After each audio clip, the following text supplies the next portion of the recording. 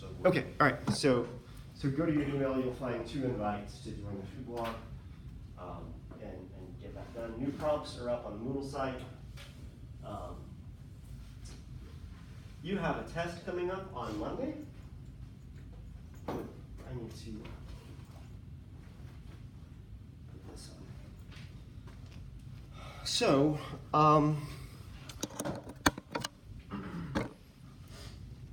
the way I do is they are short answer tests. I ask you to recall things. I don't give you multiple choice, because multiple choice doesn't really test what you know. It just tests whether you can recognize things that are familiar to you or not. So you need to know the material. I'm going to be honest with you.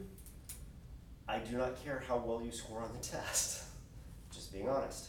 What I do care about is that you know the material well enough that you could score well on the test if you wanted to. So my job is to make sure that I've done a good enough job of explaining things, that I've done a good enough job of kind of letting you know what my expectations are, and have equipped you well to do well on the test. But ultimately it's up to you guys to do well on the test or not. I don't ever test on anything that we haven't talked about in class. So if it was in a section of the book that you read and we didn't cover that because you read an entire chapter rather than those parts of the chapter that were most important to me, then I'm not going to ask you. I don't go to the textbook and dig things out of there. So basically we talked a little bit about how to think at the beginning of the semester. We spent that whole first day talking about stuff that doesn't really have all that much to do with class, except it did have to do with soybean prices. Since then, we've basically been talking about chapter 1 and the intro of the omnivore's dilemma. And in that chapter, we have talked about the 2 big things that he talks about in that chapter are photosynthesis and at the very end of that chapter, genetics. Now, to understand photosynthesis, he also talks about stable isotope analysis, and one of the reasons we have been talking about photosynthesis is because the effect that C4 plants have in terms of altering the types of isotopes of carbon that you end up in your plant bodies. So in order to understand that stable isotope stuff, we had to understand the difference between C3 and C4 photosynthesis. But in order to understand that, we had to understand some things about the organization of the plant body, in particular leaf structure. Because you have to know what kinds of cells are in a leaf in order to know where, you know something about where leaves are in the plant body in order to understand the different parts of C3 and C4 photosynthesis, because they occur in cells inside of a leaf. And you need to understand C3 and C4 photosynthesis because of the way that they fix carbon is different. And you need to understand that in order to understand his point about corn walking and stable isotope analysis and all that stuff. So this is all in the service of one section of chapter 1 talking about how you can detect the signature of corn in human beings walking around on the landscape. At the end of the chapter, he talks about corn sex. One of the other things about corn is that it's got genetic system that's easily manipulable and things like that. And so in order to understand that portion of the chapter, you need to understand something about genetics. Now, we haven't even gotten to genetics yet, but we should get to it later on today and into Friday. In order to understand genetics, you need to understand meiosis.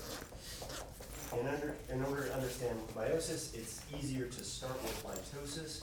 This is stuff that we're going to be doing today. In order to understand either of these things, you need to know something about chromosomes, DNA, and how you get from DNA to the phenotype, which is the central dogma, which is all that stuff about transcribing DNA into RNA. RNA gets translated into protein sequences, amino acid sequences to make proteins. So central dogma is this process of DNA being used to specify messenger RNA, which is used to specify amino acid sequence.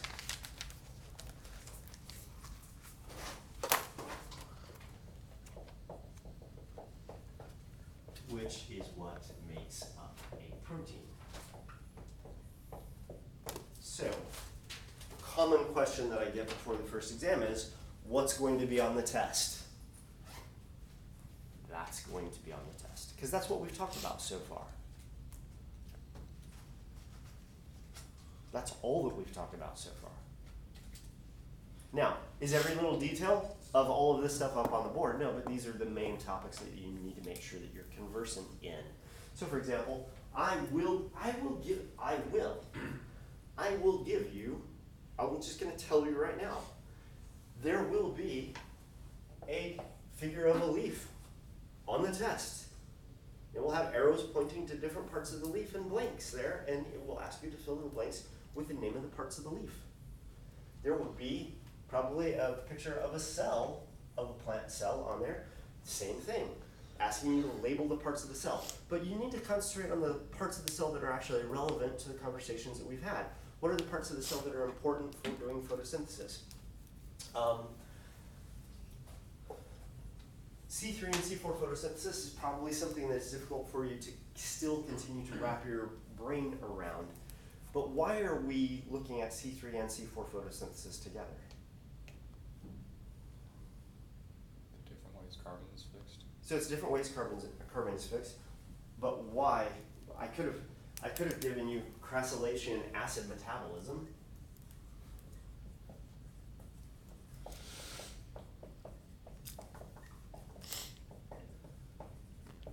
This is the CAM photosynthetic pathway. Why didn't I give you the CAM pathway?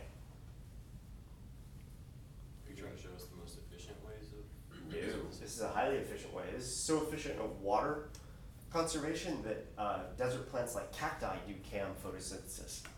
Because C3 and C4 only deals with soybeans and corn. This is a soybean photosynthetic pathway. This is a corn photosynthetic pathway. People do eat cactus. You can go to the store and get nopales, and you can go to a Mexican restaurant, and if it's a good Mexican restaurant, you can find dishes that have nopales in them.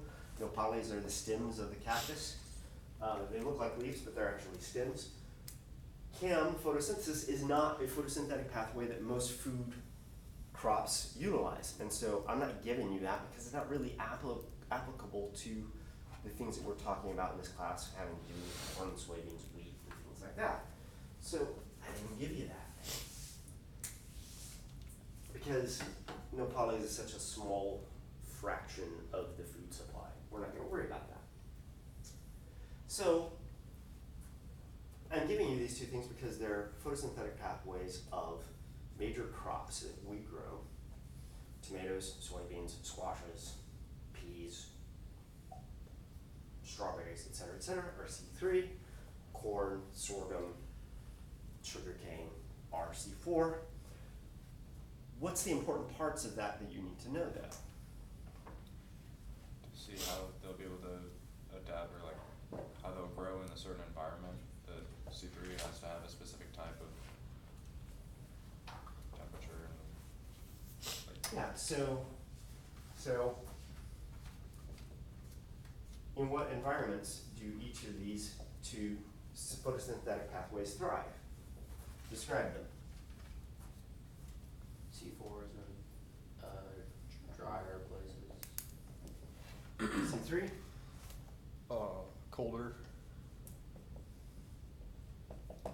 Okay, so then you have to ask yourself, why? Well, one big reason is during carbon fixation, what are the enzymes that are initially involved in carbon fixation? Rubisco in C3 and Pepsi. PEP carboxylase. What's important about these enzymes in terms of enzymatic activity? What do they work on? What do they interact with? Carbons. Rubisco works with mesophils, is that only No, change. no, well, I'm thinking of what are the actual things that they, Rubisco binds to what? Carbon dioxide and Oxygen. oxygen. Pep carboxylase only binds with carbon dioxide. So somebody mentioned that that initial carbon fixation occurs where? In the mesophiles? In mesophyll cells C4. and in mesophyll cells, right? But the carbon fixation is done by different enzymes.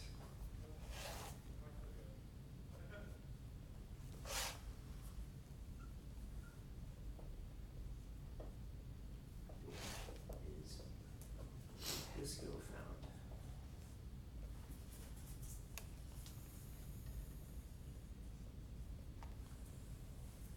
Where do you find Rubisco in C3 and C4 plants? I know C4 is in the bundle sheath cells. Bundle sheath cells.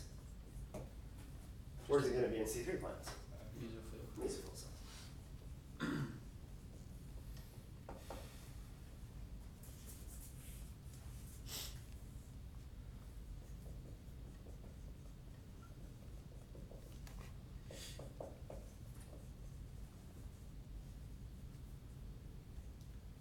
How many carbons in the intermediate compounds that are formed by carbon fixation?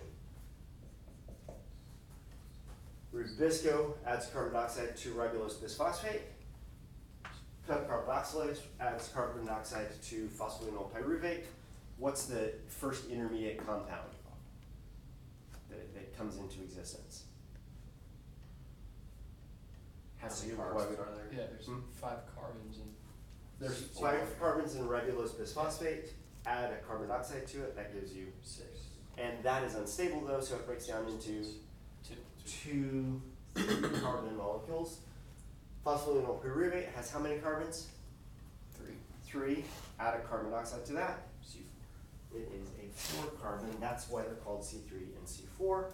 Then you can continue this this thing by saying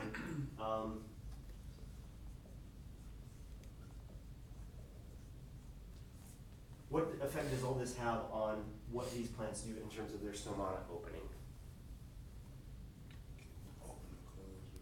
They in both situations they open and close, but what's the pattern of that opening and closing in these two groups of plants? Concentration of carbon So in the plant. 1 kiloliters. in C3 plants, what are they constantly having to do in order to get CO2 coming in? Because they have to keep enough CO2 in their leaves that it doesn't have oxygen competing for access to Rubisco. They keep opening the carbon. They have to open their stomata frequently and for longer periods of time. And the other one can't do it for a long period of time or they'll die. And so C4 plants, because they can let their carbon dioxide levels in their leaves go down to practically nothing, they can open their stomata less frequently. And when they do open them, it is for shorter periods of time.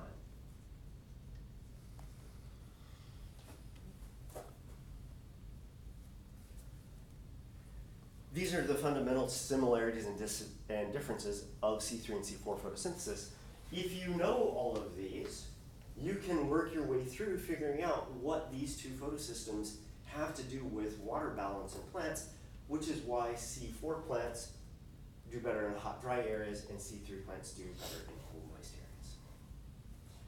One of the tricks of learning anything where there's a lot of detail is setting up systematized ways of organizing that information.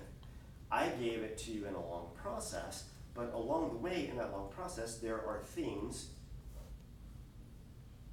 that you can say, oh, C3 and C4 are different in these ways and they're similar in these other ways. They're way more different than they are similar in terms of initial carbon fixation. Do I care at all what happens in the Calvin cycle? No, because the Calvin cycle is the same for both C3 and C4. That's where the photosynthesis actually makes glucose, But it can't make glucose without carbon, and carbon fixation, initial carbon fixation, is the thing that is different between these two groups. Well, what are the differences? You can make a table out of those differences, if you want. So part of you getting ready for Monday is systematizing what we've gone through in class. I make tables. It's just kind of the way my brain works. My partner makes word clouds. She clouds everything and draws lines in between things. That works for her. Doesn't work as well for me. I don't know how your brain organizes information, but at some point you have to wrangle all this in and get it in an organized form so that you can digest it and retain it. The nice thing about a table like this is that you can set up the table just like I did. Set up the table. What are the two things I'm comparing? What are the aspects of it that I want to compare? And then it has a bunch of blanks. And then I have to recall what those things are. Recall practice is way better than reading over your notes. Let me repeat that. Studies have shown that recall practice is way better than studying your notes, than like reading over your notes. If all you do to prepare for Monday is to go back to your dorm room and read over your notes, it's not going to be good for you on Monday. Because the photons go into your eye, bounce off your retina, bounce back off your eye, doesn't engage your brain at all reading over your notes. Strategies that do engage your brain are recopying notes, because as you recopy notes, you can reorganize those notes, you can restructure the knowledge, you can add to your notes things that will help you remember the stuff that are in your notes. Recopying notes is a really good way of studying. Doing recall practice, though, is an even better way of studying because it allows you to do two things. It tests you. You know, if somebody sets up a table for you and says, okay, fill in this table, you go to fill in that table, you, as soon as you're finished filling in that table and you check that against what's in your notes, you know what you know, in which case you don't need to study that anymore. You know what you don't know, and depending on what the nature of the material is, it might point to why you don't know that yet. Then you can concentrate on those things that you don't know rather than studying things that you do know. Here's another weird thing about students that studies have shown. Students like studying the things that they remember because they feel comfortable remembering those things. You know those things that you remember? You don't need to spend any more time on those things. You need to be studying the uncomfortable things that you can't remember. But everybody likes to do the easy thing, right? Set up some systems. Do retrieval practice, what professional educators refer to as retrieval practice. Force yourself to recall the information. That will tell you what you can then recall, and it will also tell you what you can't recall. And if you can't recall it, that then points you to what you need to continue studying. Here's the trick about retrieval practice. It's very difficult to do on your own. I'm a big advocate of students studying together. But when you study together, it needs to be focused on a particular task. That task should be Studying. no, retrieval practice. Let's say that two of you get together. You should come to the study session with a set of questions that the other person is going to ask. Trade your set of questions, do the retrieval, give them back to one another, see what you got right and got wrong, and then go through the process of studying together to figure out how to get those things that you got wrong right. Which means you have to be prepared for a studying session. Trust me, I did this all through undergraduate. I had a study group that I worked with.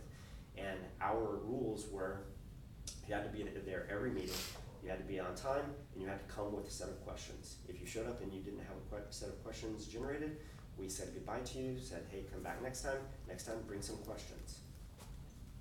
I got to the point where by my junior and senior year, my study group had already asked one another all of the questions that appeared on the exams.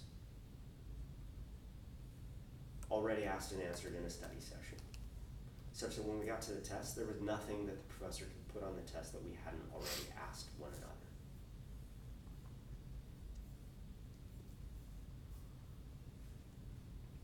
Retrieval practice. Very difficult to do on your own because you're going to tend to generate questions about the things that you know, and not generate questions about the things that you don't know, which is why you need somebody with a different brain to help you with this. What did I just do with you guys? What's your retrieval? I just did retrieval practice with you, didn't I? If I was asking these questions to you today and you didn't know the answers, what does that tell you? Start to learn. It tells you what aspects of photosynthetic pathways you need to go back and pay attention to. I make a recommendation that you do retrieval practice, and what do I do with you in class? Shows how. Retrieval practice. Because educational studies have shown that retrieval practice is much better at cementing learning than other methods. So this is what's going to be on the test. We are going to talk about mitosis and meiosis today. Expect figures on the exam, expect tables on the exam, and expect me to ask you a question, just ask you to write a couple of sentences answering that question. So the other thing about this test is it's a retrieval test. It's not a, here's a question with 5 potential answers, pick out the one that's correct. Is that clear to everyone? All right. Questions over what we covered last time.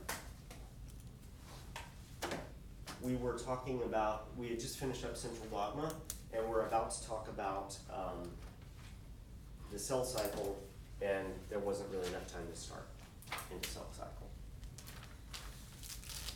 Okay, then let's do this. Do you guys want a review session? When? Friday? Well, Friday seems logical. When Friday? I have class at 12:30 to 1:35. I have class here. I mean, I kind of did some review sessions for me, or basically when you come with a bunch of questions and I answer those questions, I've already told you what's going to be on the test. So it won't really serve that purpose, but if you have questions about the things that you've been studying. So one of the things about a review session is a review session is only useful to you if you've done some studying before then. Otherwise, you don't come with any questions that I'm useful for helping clarify. I said Friday. What time works for you people? During jewel time, or is there something during jewel time? We have to do something for soccer to be somewhere, I'm pretty sure. Right. It's like 11 to 1. Friday at 1, after 1, dude. You said it's until 1:30? Well, I have class until 1:35, so I can do any time after 1, Y'all fine with that? Anytime or I after- can also do jewel time if jewel time works for you guys. We could do jewel until, Yeah. Jewel That's time fine. at 1? Yeah. No Friday. jewel time until 11. It's like 10 to 11, basically. Until 11. No way. So just like after this Is it class. class? And maybe we can We just stay. maybe We we'll just stay stay in here after Yeah. class. Mm. Okay, we'll do that then. So study between now and Friday, so that when you get here on Friday, you have questions to ask relevant to the material that's going to be on the test. The material that's going to be on the test is going to be material through what we cover on Friday. And so I'll have a worksheet for you that will cover basic genetics, whatever we get to on Friday, that you can work on over the weekend. Saturday night, I can post the key to it so that you can try doing it on your own, and if you have difficulties, you can look at the key and see how the key works things out in preparation for genetics. Genetics at the level that we're going to be doing genetics in here isn't all that complicated, but it's one of those, genetics is one of those things where retrieval practice isn't much help, but actually doing problems is a good way to study for that. All right, so cell cycle. When we think about the life of a cell basically forms through the process of cell division, and then it grows, and then as it grows, it does a different set of things. It has a growth phase, and then it has a phase that we call the S phase for synthesis. And it's during the synthesis phase that the cell is going to be duplicating its DNA. Remember we talked about in order for a cell to divide, it has to have 2 copies of its DNA, because one copy of DNA has to go to one new cell, the other copy of DNA has to go to the other new cell. And so it's during this S phase that we go from having these chromosomes that are illustrated with single lines to chromosomes that are represented by 2 lines, because you have a cell going from a single chromosome to a single chromosome bound together with two sister chromatids.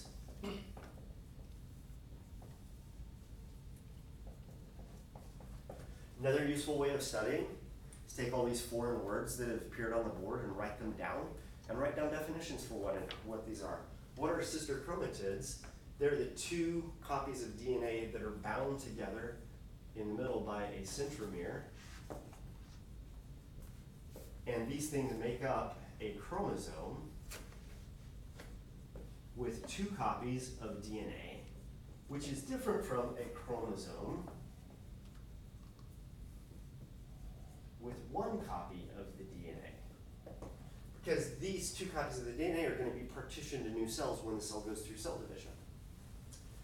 During the G2 phase of the cell cycle, the cell is getting ready to divide, and then the cell enters mitosis, which is just the process of cell division, the process of what we refer to as somatic growth, the process by which you went from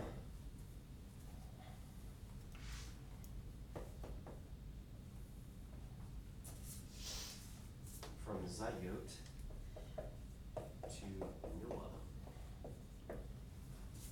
single cell organism to trillion cell organism.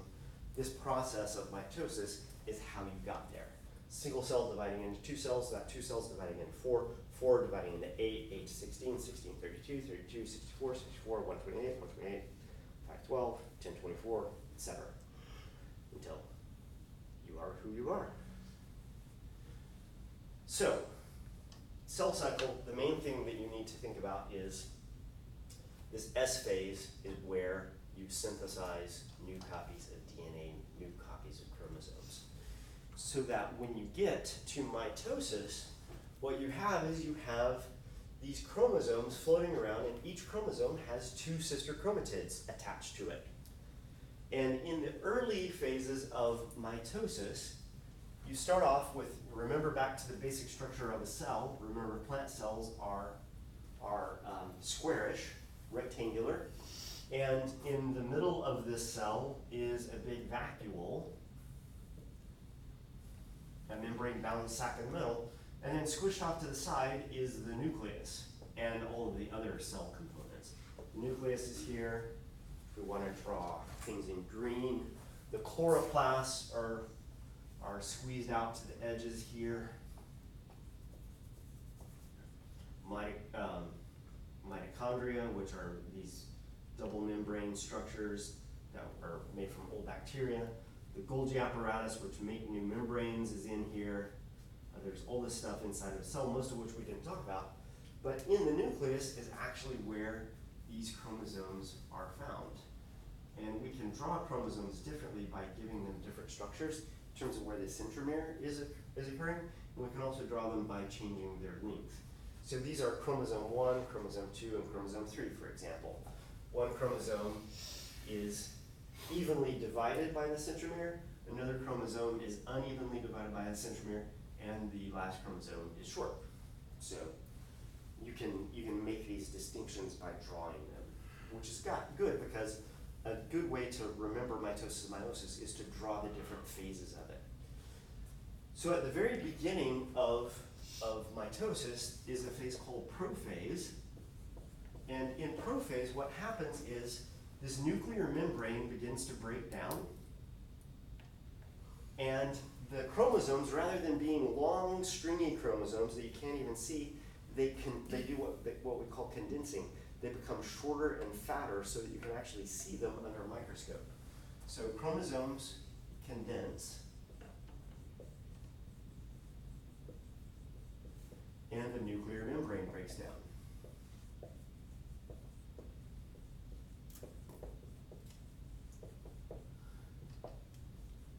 So the nuclear membrane has to break down because you can't have these chromosomes being held in by the nucleus anymore, because they have to ultimately migrate through the cytoplasm to go to new cells.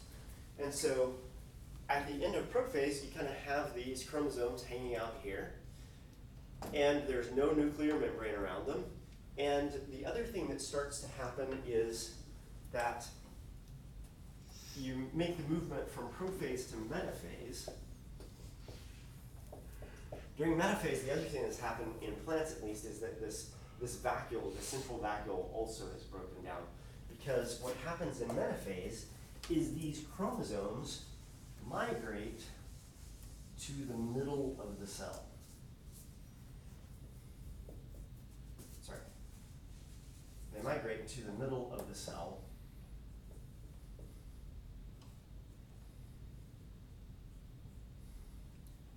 So this situation that we've drawn here is 3 chromosomes.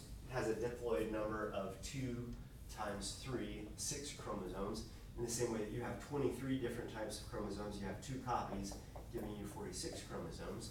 This is the diploid number. And you're a diploid organism. You have 2 copies of each chromosome. 1 copy you got from your mom, the other copy you got from your dad, 2 copies. So in this case, we have chromosome 1 here, we have chromosome 2 here, and we have chromosome 3 here. 3 different kinds of chromosomes. And at metaphase, these chromosomes all line up in the middle. Actually, let me draw them this way, because this is a little more accurate to how they would look.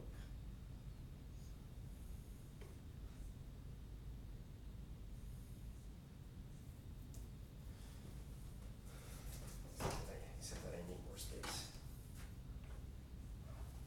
And what also happens during metaphase, the chromosomes line up along what's called the metaphase plate.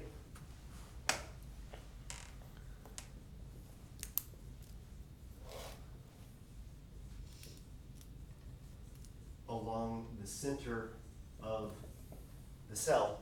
And if you look at them from this angle, they look like they're in a nice line. If you turn this cell 90 degrees, it'll look like a plate. They're distributed in 3 dimensions in this disc that is in the middle of the cell. And then the other thing that happens is these things have things called spindle fibers. Spindle fibers actually go and physically attach to the center of each chromosome, and they're attached there by an enzyme. So they're physically connected to the chromosomes at the metaphase plate. And what happens at the end of metaphase going into anaphase is this structure, and now I'm going to draw this chromosome a little more carefully.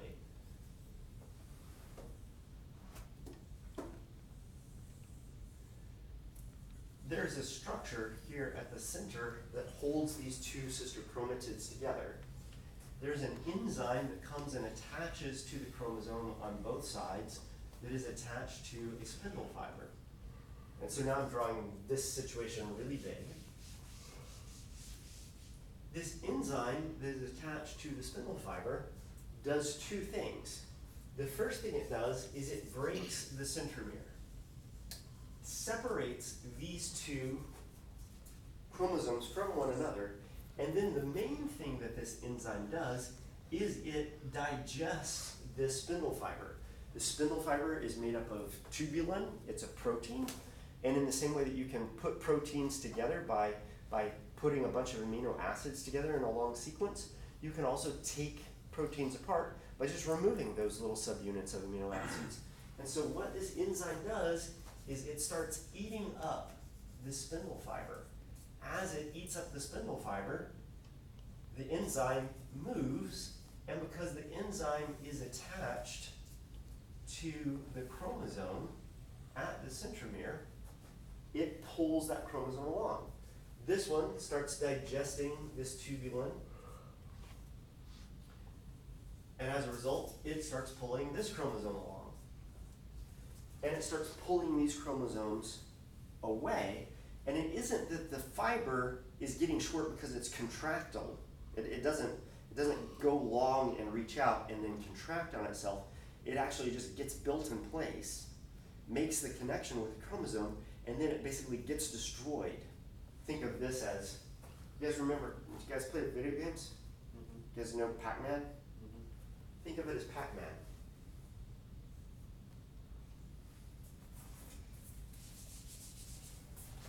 dots in the Pac-Man game are the spindle fiber. Attached to the back end of Pac-Man is a chromosome.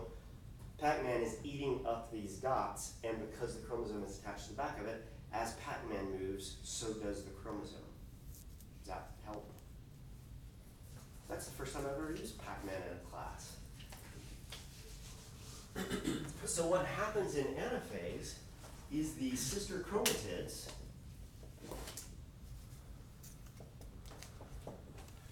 migrate to opposite ends of the cell.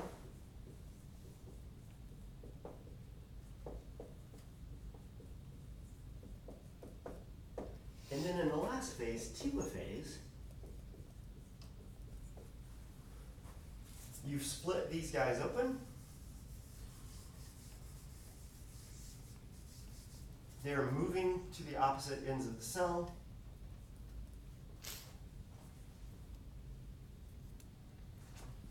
Same thing is happening down here. And eventually you get all the chromosomes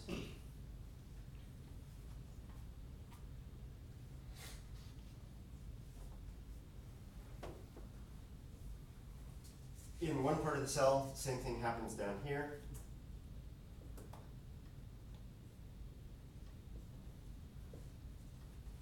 And you start getting a new nuclear membrane formed around them, and you start building a new membrane in a plant cell here in the middle, and ultimately these new pockets of membrane will fuse together and separate these two cells.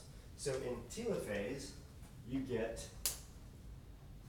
your chromosomes start to lengthen.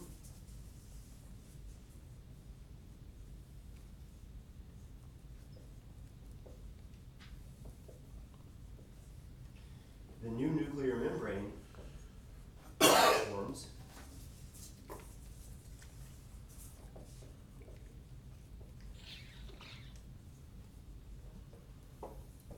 And you get what we call cytokinesis,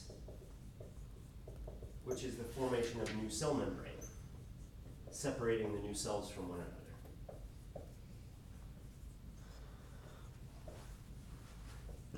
And at the end, you now have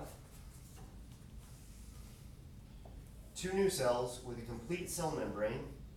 You started with a cell with 6 chromosomes. You end up with 2 cells with 6 chromosomes. And those chromosomes and the DNA on them are all exactly the same as they were in the parent cell that started this whole process off. So you have one parent cell that results in 2 daughter cells.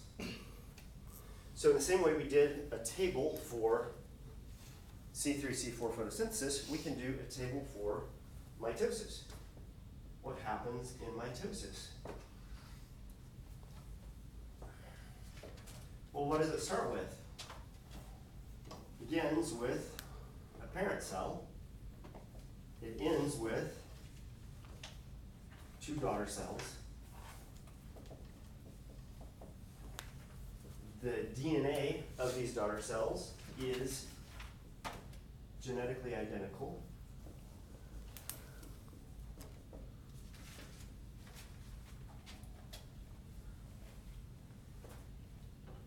Ploidy refers to how many copies of your DNA you have. Do you have one set of the chromosomes that you have, or do you have 2 sets of the chromosomes? Diploid is when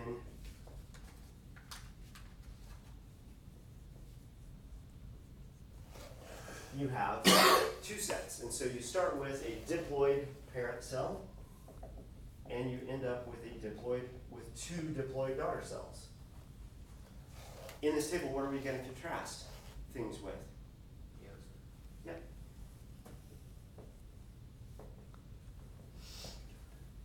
Questions about mitosis?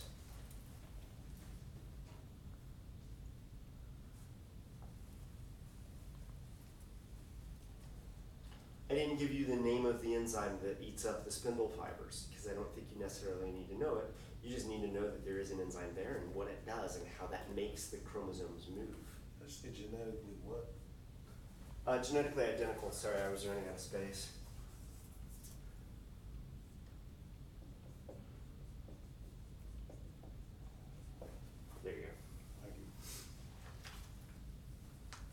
So you don't need to know the name of the enzyme, you just need to know that it eats up the spindle fibers, and that's how chromosomes move. Because those spindle fibers are also going to form in meiosis, and they're going to move in the same way. Yeah. So that enzyme breaks apart that centromere to begin with too? Mm-hmm. Okay. So does Yeah. it do that by just eating away the tubulin and then eventually just split, or does it break the centromere first? Centromere is tricky. So even now in the 21st century, there's still a lot that we don't know about these two processes. So when I teach genetics, we go into a great deal more detail with this.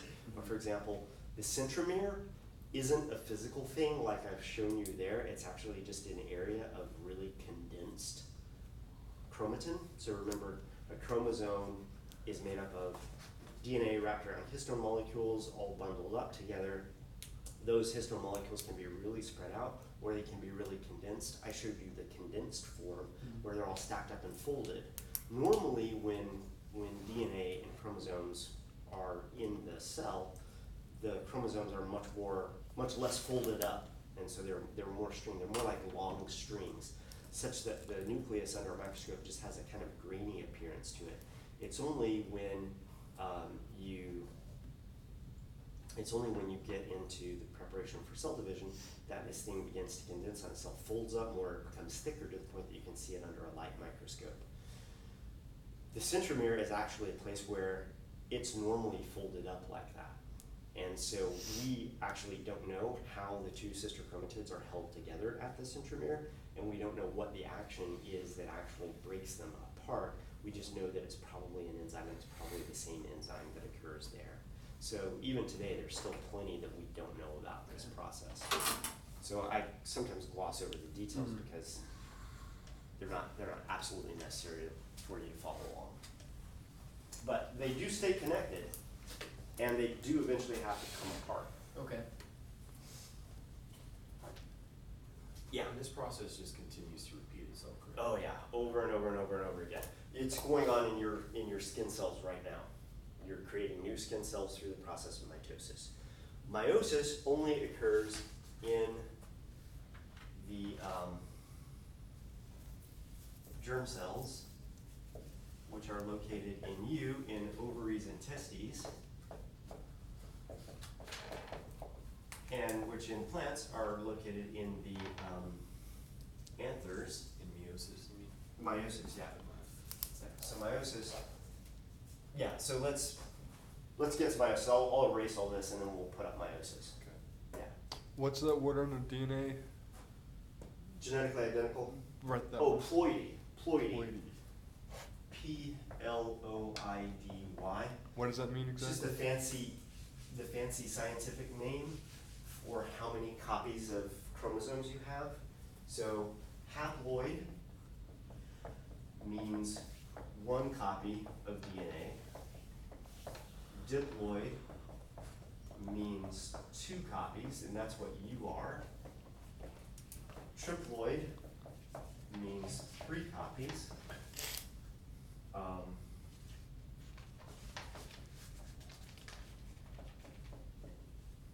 Quadruploid is 4x.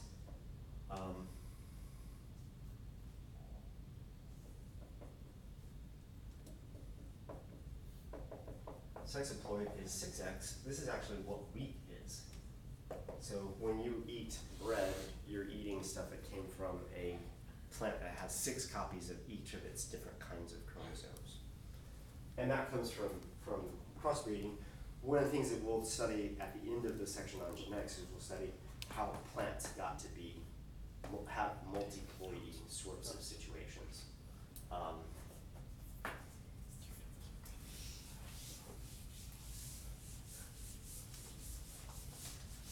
So in meiosis, all of the differences between meiosis and mitosis occur in the first part of meiosis.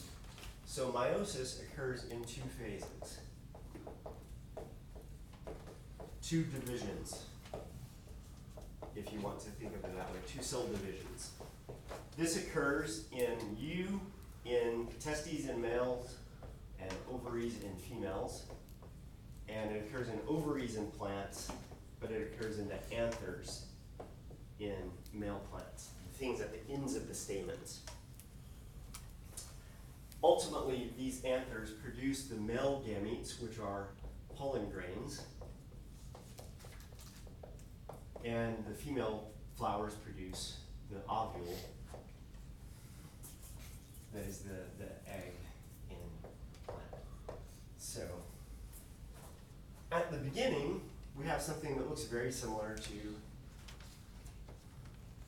prophase of mitosis, except for a fundamental thing.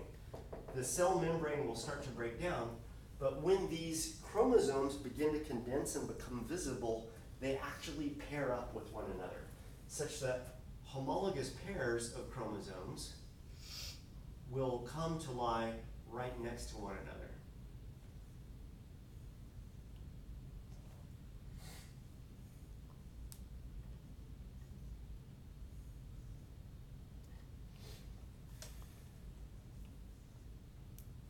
So in prophase 1, we have the nuclear membrane breaking down.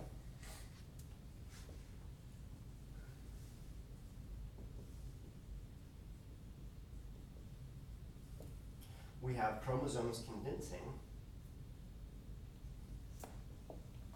getting visible, getting thicker and shorter. But we also have what's called synapsis, the pairing of homologous chromosomes.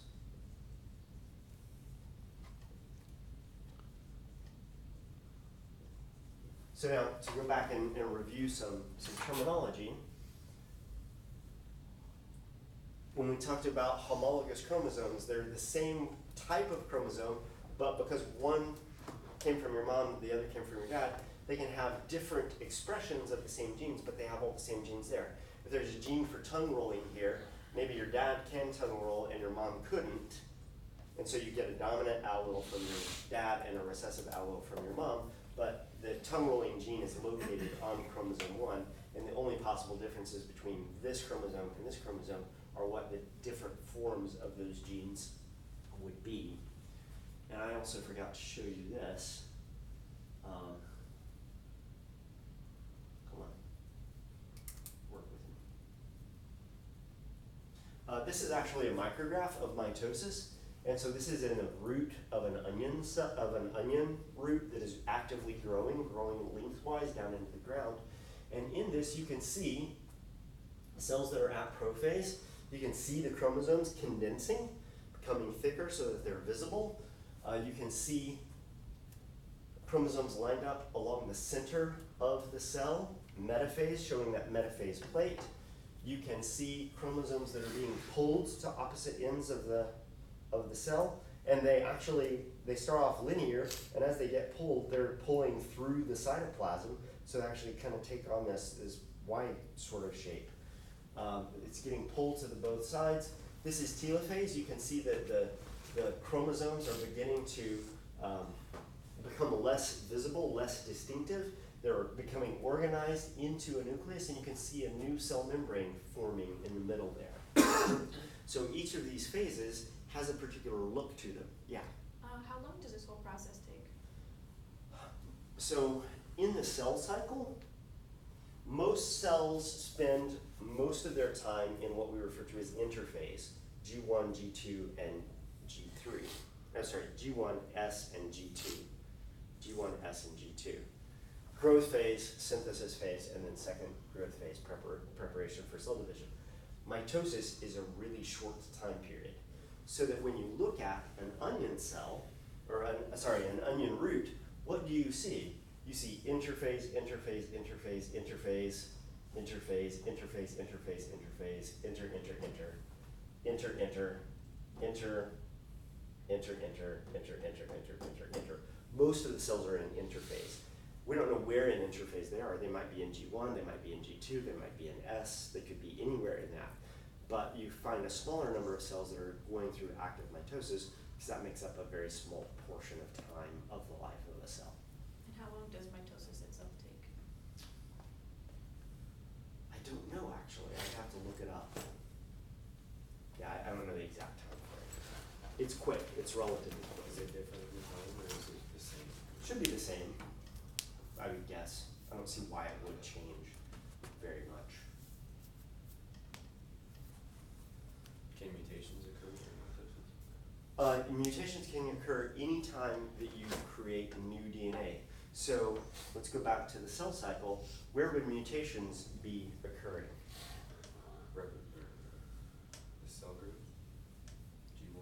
G1? G1, S, G2, or mitosis? Mutations occur anytime you copy DNA. So S. Cell division is taking copies of DNA that have already been made and partitioning them to new cells. So it doesn't occur in mitosis. Would you say it was G2? I wouldn't say it's G2Y. Cause they're just dividing there. They're not dividing yet, but they're getting ready to divide. S phase? Why S phase? Because it's replicating DNA. Because that's when you go from a single copy of DNA to two copies of DNA. So S phase is the synthesis, what's being synthesized. The main thing that you can think about being synthesized is a new strand of DNA and a new half of the chromosome. And so it's during that phase that mutations are likely to occur, because that's when a copy of DNA is being made, and those mutations are basically copying errors. That's a good question. So you asked about mutation, and I turned it into going back to cell cycle. Okay, mutations do occur. Where in the cell cycle do they occur? You should be able to reason your way through that if you remember what's happening during S phase. That's a really good way to study, actually. When you go to answer a question, you can ask yourself, what other information about this is necessary for me to make a good, solid stab at answering that question? Do I have to go back and bring in other information from something that we covered earlier? All right, so in meiosis, we see these homologous chromosomes coming together and lying next to one another. This doesn't happen willy-nilly. What happens is you have a chromosome. These two chromosomes, let's say that this is chromosome 1, has been duplicated. They're held together here at the centromere. But what happens is these two chromosomes that lie, or chromatids rather, this is one sister chromatid, another sister chromatid, these are sister chromatids.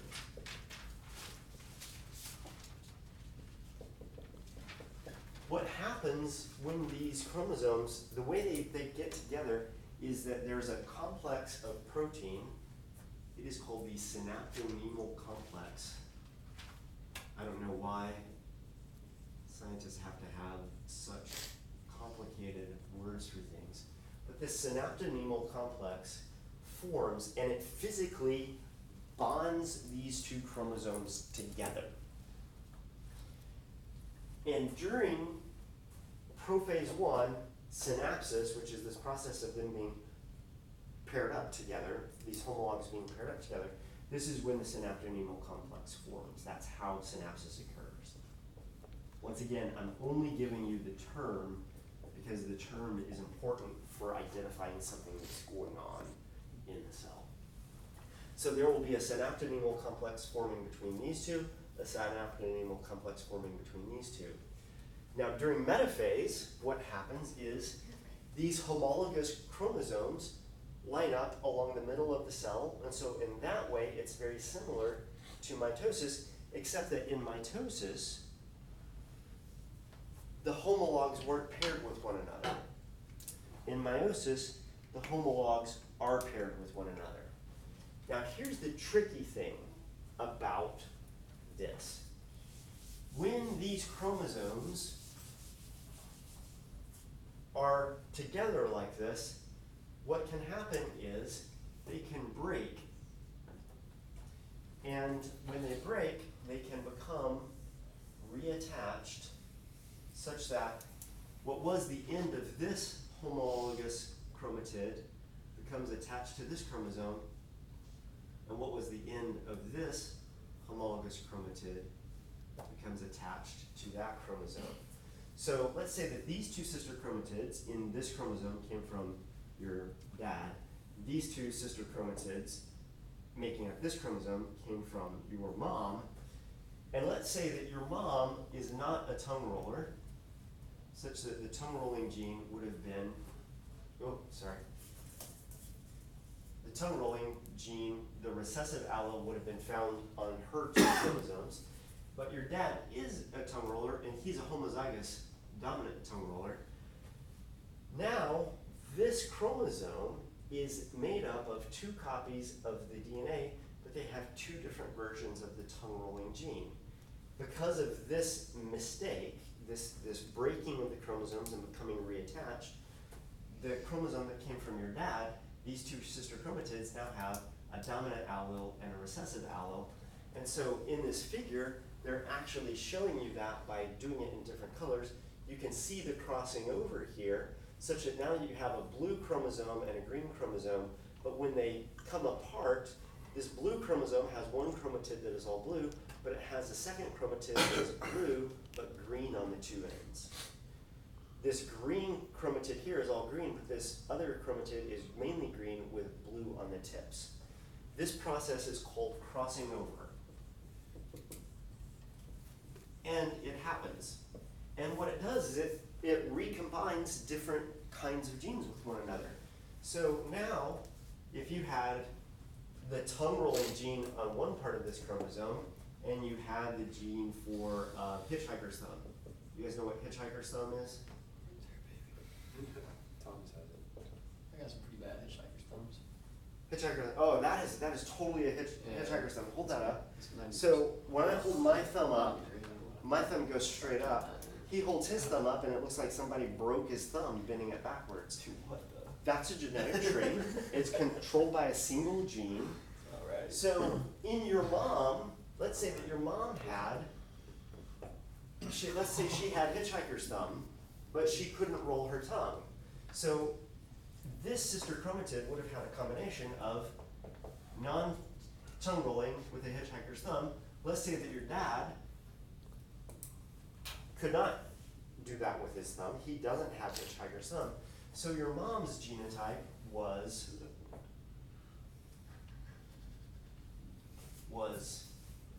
non-tongue roller, hitchhiker's thumb. Your dad's genotype was tongue roller, no hitchhiker's thumb. When they gave you your genes, your mom gave you tongue roller and hitchhiker's thumb, your dad gave you, or non-tongue roller and hitchhiker's thumb, your dad gave you tongue rolling and no hitchhiker's thumb. But because these are strict dominant recessives, your genotype is heterozygous. Now, because these are found on the same chromosome, it's actually a little more productive to write it the way I wrote it a minute ago, like this. So that when you go through the process of replicating your chromosome, your mom's chromosome now has 2 copies, your dad's chromosome now has 2 copies. These are the sister chromatids from your dad's chromosome, the sister chromatids from your mom's chromosome. But now, because of crossing over, right here, the chromosomes that you get in the end look like this.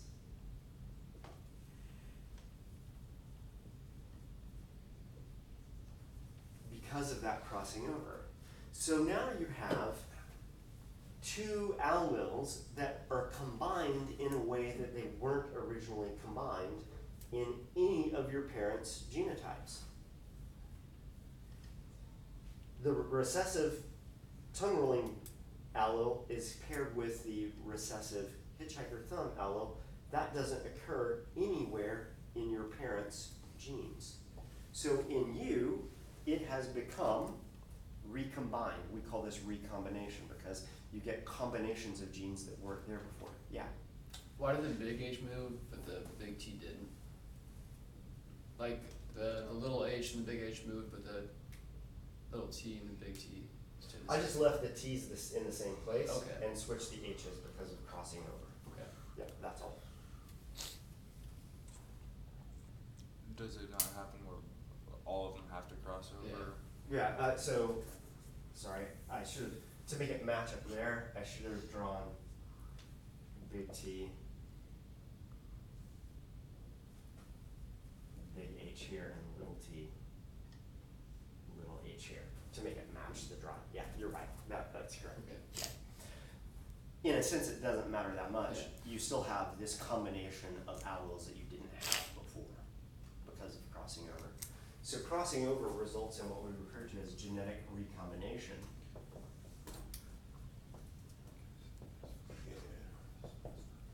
Because you have alleles that are found together on the same chromosome that didn't used to occur on the same chromosome. This is why you don't look like little clones of your parents. This is why your siblings don't look exactly like you, is because you get mixtures of different allele combinations on individual chromosomes, and the likelihood that one of those chromosomes is the one that ultimately comes together to make you is relatively low, okay? So crossing over makes new genetic combinations that didn't occur before, which makes you different from your siblings and makes you different from your parents. Yeah, question? You might have already answered it, but why does crossing over occur? That's a deeper question that we don't really know the answer to. What we do know is that we know that it happens, and the other thing that we know is that there's adaptive advantage to it. If you just have organisms producing without crossing over, genetic diversity in populations is lower. And one of the things about genetic diversity is that the more diversity that you have in a population, the more likely you are to have genetic combinations that are good at surviving stress. So if the environment changes from one generation to the next, having genetic diversity in a population makes that population more resilient because you have these different combinations of alleles. And so it's very possible that natural selection shaped the genetic system to have these kinds of errors in it so that you can get that recombination. Because populations that have that are generally better than populations that don't. And we're out of time, as I can see from you guys packing your thing. We'll talk about the rest of meiosis on Friday, and then use that as a jumping off point for genetics. Sir. Yeah. Yep. And you're in. And you can post. Oh, crud. I left it in my office. It's okay. When would be a good time to pick it up? You can pick it up now. Okay. I'm headed back there right now. Have you looked over mine yet? So I know I got it to you a little bit late. When did you get it to me? On Monday. Um, I've been writing them down on my phone just so I can fill I it in. guess I didn't look at it since then. That's okay. Give me just a couple minutes here to clean the board and gather my crap. You're fine. Okay, now, this is it, right? Yeah. You guys go in and blog about these? Or you blog about the posts, you blog about the posts Where that the are rest on is. the Ecology of Food Moodle site. These are posts from first 2 weeks, posts from this 2 weeks, so this 2 weeks is So what we we need to do work Friday. The requirements are you do. I still need to do one from last year. 11. Yeah, those are gone. I think it's Those just are like over. you pop in. So you got 2 posts a If you week can. that are original, They said it was and 2 comments on other people's posts. The idea is to have a conversation. Okay. If you want to go back and blog those things, since you didn't have email, from the first week, do I that. thought Parker did it But for us, man. make a note in the title so that we know that you've gone back a week. Harder than the other day. Good. I mean, study group. Yeah.